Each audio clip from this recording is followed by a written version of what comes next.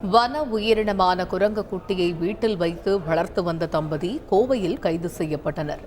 ஈரோட்டைச் சேர்ந்த பெருமாள் சகுந்தலா தம்பதி பிறந்து 2 முதல் 3 மாதங்களேயான குரங்கு குட்டியுடன் கோவை காட்டூர் பகுதியில் நடனமாடிக் கொண்டிருந்ததை கண்ட விலங்குவதை தடுப்பு அமைப்பின் ஆய்வாளர் பாலகிருஷ்ணன் காவல் நிலையம் மற்றும் வனத்துறையினருக்கு தகவல் கொடுத்தார்.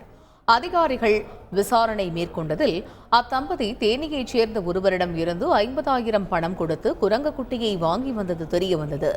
இருவரையும் கைது செய்த வனத்துறையினர் நீதிமன்ற காவலில் அடைத்தனர்.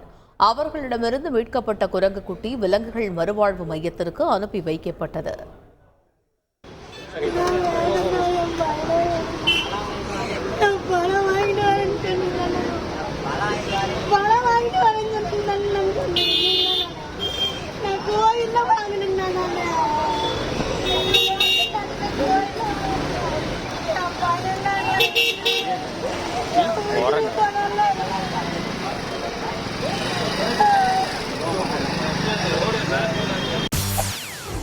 செய்திகளை உடனுக்குடன் தெரிந்து கொள்ள உடனே சப்ஸ்கிரைப் பண்ணுங்க.